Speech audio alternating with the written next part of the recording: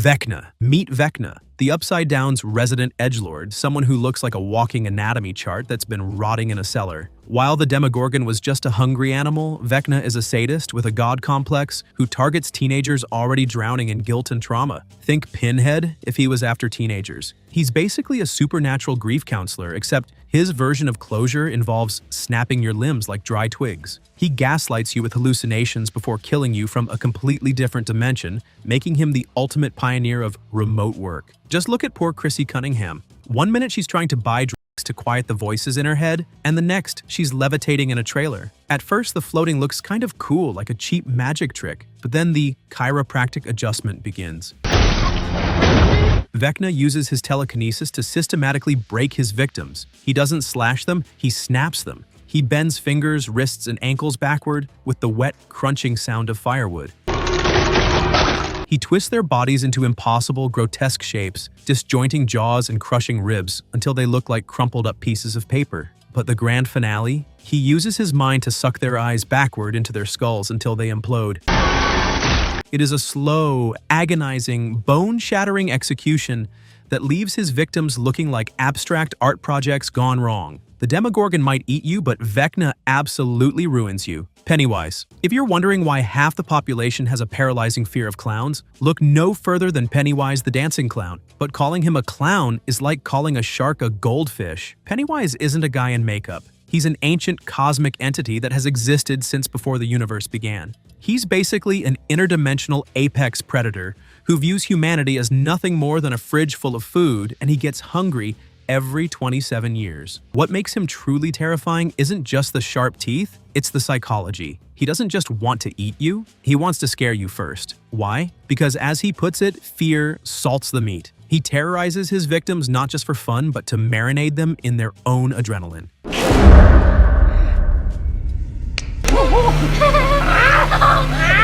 He is a shapeshifter who instinctively knows your deepest, darkest phobia and becomes it. Afraid of germs? He's a rotting leper. Afraid of a creepy painting? He's the woman in the frame. He is a bespoke, custom-tailored nightmare. He prefers the form of Pennywise because it's the ultimate trap. He uses the bright colors and goofy voice to lure in the most vulnerable prey, children. He's a monster hiding in plain sight, using a friendly smile to mask a jaw that unhinges to reveal rows of needle teeth and a throat full of deadlights. A cosmic energy that can shatter your mind just by looking at it. He's not just a slasher villain you can run from. He is everywhere. He is the town itself, and that is what makes him the ultimate monster. He knows exactly what you're afraid of, and he's going to make sure you see it before you die. Xenomorph. If there was a beauty pageant for nightmares, the Xenomorph would win every single year. Designed by the twisted mind of H.R. Geiger, this thing isn't just a monster. It's a walking, hissing piece of biomechanical art that was built to do one thing: survive. It is the definition of an apex predator. It is unclouded by conscience, remorse, or delusions of morality. It is simply pure, unadulterated death wrapped in a shiny black exoskeleton. First off, look at it. No eyes. You never know where it's looking, which somehow makes it 10 times worse. It hides in the vents, blends into the machinery, and stalks you with the patience of a saint that wants to eat your face. And good luck trying to kill it. Shoot it? Congratulations, you just melted your own ship. Its blood is concentrated molecular acid. It's a walking booby trap that destroys you even when it's losing. You shoot it, and it bleeds poison that eats through 3 decks of solid steel. But the real party trick is the mouth. When it smiles, it reveals a smaller, second mouth inside. A pharyngeal jaw that shoots out like a hydraulic piston. It's the nastiest French kiss in history, capable of punching a hole straight through a human skull. The worst part is that it's not just teeth. It has a tail that acts like a segmented spear, capable of impaling you and lifting you off the ground before you even know it's there. It's fast, it's smart, and it's relentless. It cuts the power, it hides in the ceiling, and it hunts you down one by one. In space, no one can hear you scream, but the Xenomorph can definitely hear you breathing. The Predator. Meet the Predator, or Yautja if you want to be technical. While other monsters on our list kill for food or revenge, this guy kills for the oldest reason in the book: sport. He treats Earth like his personal playground, and unfortunately, humans are the big game. But here's the kicker. He actually has honor. He follows a strict code. He won't kill you if you're unarmed, pregnant, or sick. He only wants worthy prey. So, ironically, the best way to be safe is to be totally helpless. But the second you pick up a weapon, you've just signed a waiver that says, please rip my spine out. Standing 7 feet tall with active camouflage, he's basically a phantom. You don't see him coming, you just see the trees shimmering and hear that terrifying clicking purr.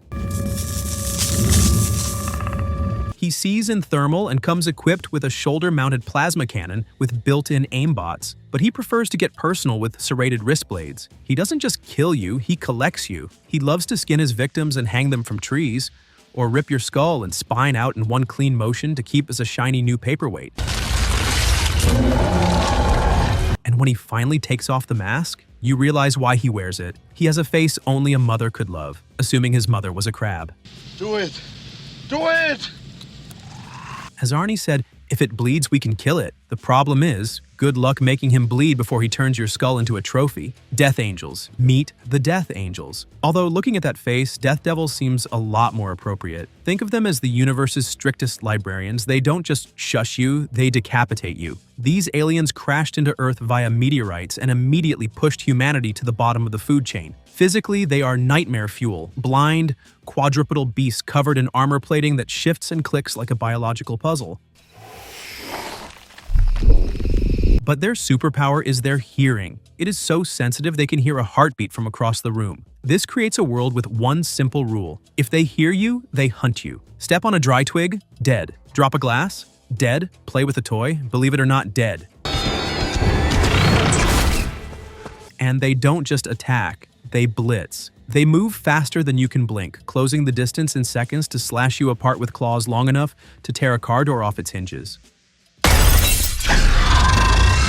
The true horror isn't just the monster itself, it's the tension. You can't run, you can't cry, and worst of all, you can't scream when they catch you. If you step on a Lego in this world, you can't yell. You just have to bite your lip and accept your fate. Silence is golden, but in this case, it's your only shot at survival. Mater. If you ever needed a reason to fake an injury to get out of a hiking trip with the boys, this is it. Meet Mater, the bastard offspring of Loki, and the undisputed queen of the Scandinavian woods. Given her family tree, you'd expect Thor to swoop in and save the day. But it looks like he's too busy curing his hangover and arguing with Hulk about who the strongest Avenger is. Looks like you're on your own. Unlike other monsters that just want to eat everyone, Mater is a picky eater. She is looking for a specific type, damaged goods. She stalks the group, sniffing out their guilt. If you're a happy, well-adjusted person, you die instantly. But if you have deep emotional trauma, congratulations, you're a VIP. She doesn't kill you, she marks you. She carves deep punctures into your chest, essentially branding you like cattle for her cult. If you don't make the cut, well, ask Hutch. The group wakes up to find him missing, only to discover him moments later. He isn't just dead, he's been turned into an art installation. He is gutted and impaled high up in the branches.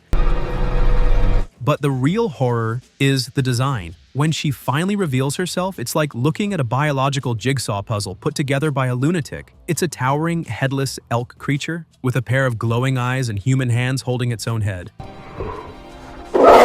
She offers a simple choice: kneel and worship, or become tree decor. So, if you have unresolved issues, maybe skip the forest. Descent crawlers. If you suffer from claustrophobia, then The Descent might be a movie you should stay away from. Most people avoid dark, crushing depths, but the group in The Descent decided to crawl miles beneath the surface, just for the thrill of it. But they forgot the golden rule of exploration. If you go deep enough, you eventually enter the food chain. Meet the crawlers. They are what happens when Gollum goes to prison, gets jacked on steroids, and decides to live in a cave. They are a subterranean species of humanoids who have evolved perfectly for the dark. They are blind as bats, literally. They use echolocation to hunt, clicking and screeching to map out their surroundings. This means they can't see your flashlight, but they can hear your heartbeat, your breathing, and definitely your screaming. Physically, they are a nightmare. They are slimy, hairless, and incredibly strong. They swarm like piranhas, crawling on the walls and ceilings to surround you in the pitch black. And they don't use weapons. They use their bare hands and razor-sharp teeth. When they catch you, they don't just kill you, they tear your throat out. The horror here isn't just the monster, it's the venue. You are trapped in tight, suffocating tunnels with nowhere to run. When they attack, it's a frenzy. They drag you down into the blood-soaked mud and start eating you while you're still warm. They are strictly on a non-vegan diet, and unfortunately, you are the main course. So if your friends invite you to go explore an uncharted cave, just say no, go to brunch instead. Nothing tries to eat you at brunch. Cloverfield Monster. New York City deals with a lot. Rising rents, subway delays, and rats the size of cats. But hopefully now that Zohran Mamdani is mayor, he can finally put an end to all the life-threatening nonsense plaguing the city. Although I doubt his campaign platform included a contingency plan for this specific tenant. Meet Clover, the ultimate bad tourist. He's a 300-foot tall, confused, and very angry baby kaiju. Yes, according to the lore, this thing is technically a toddler, which explains why it treats Manhattan like a Lego set it wants to smash. It tears down the Brooklyn Bridge, topples skyscrapers, and bowls a strike with the Statue of Liberty's head down Fifth Avenue. But the big guy isn't even the scariest part. The real nightmare is his hygiene. Clover has fleas, but since Clover is the size of a skyscraper, his fleas are the size of golden retrievers. These are the human-scale parasites, skittering spider crab nightmares that drop off his body and swarm the subway tunnels. If one of them bites you, you don't just get a rash. You get the Marlena special. You start feeling dizzy, your eyes bleed, and then your entire chest cavity expands until you literally explode from the inside out. Good luck, Mr. Mayor. You're gonna need a bigger budget if you want to make New York great again. Lubdan. Forget the guy on the cereal box. If you see this leprechaun, you're not getting marshmallows. You're getting murdered. Meet Lubdan, a vengeful, gold-obsessed magical creature who has a serious height complex and a rhyming addiction. He isn't a jolly little elf. He's a sadistic demon who operates on one simple rule: touch his gold and you die. And he doesn't just kill you, he turns your death into a twisted cartoon sketch. He has the power to warp reality, but he uses it for the most oddly specific violence imaginable. Imagine magic meets Looney Tunes. He isn't just a killer, he's an entertainer. He operates on cartoon logic, meaning his kills aren't just disgusting, they're genuinely creative, and always served with a side of terrible poetry. Just take the pogo stick incident. He jumps on a guy's chest until his lungs collapse, laughing the entire time. It's horrifying, sure, but you have to admire the cardio. But his masterpiece is in the second movie. He decides he wants some coffee, but he isn't paying. The barista makes fun of Lubdan's height. He grabs the poor guy behind the counter and jams the espresso machine steam wand right into his face. He turns the dial to high and literally steams the flesh right off the guy's skull. Talk about a hot latte. He's relentless, he's magical, and worst of all, he will drop a fresh piece of bad poetry right before he kills you. So if you ever find a gold coin on the ground, leave it there, and to all the high school bullies out there, don't make fun of anyone's height, but if you do, make sure they aren't a vengeful leprechaun. Seamonster. Just when you thought being stranded on a desert island was bad enough, the ocean decides to kick you while you're down. Apparently, the water gods weren't satisfied with you. You might be praying for a rescue boat, but instead, the water decided to release the Kraken's ugly cousin. Meet the monster from the movie Sweetheart. Spoiler alert, it is anything but sweet. It's a towering, amphibious monster that looks something straight out of Aquaman's worst nightmare. The creature lives in a pitch-black hole on the ocean floor and treats the island like its personal 24-hour drive-thru. This thing isn't your slow, shuffling creature from the Black Lagoon. It's fast, it's strong, and it hates sharing the beach. It stalks the sand at night, waiting for you to fall asleep so it can drag you kicking and screaming back into the depths. And it doesn't just bite you, it takes you to go. It drags its victims down alive, meaning your last moments aren't just being eaten. They're drowning in pitch-black water while being digested in a hole at the bottom of the sea. It's a surf and turf combo deal where you are the turf. So if you ever get stranded on a tropical island and see a giant hole in the coral reef, start swimming the other way. Your vacation is definitely over.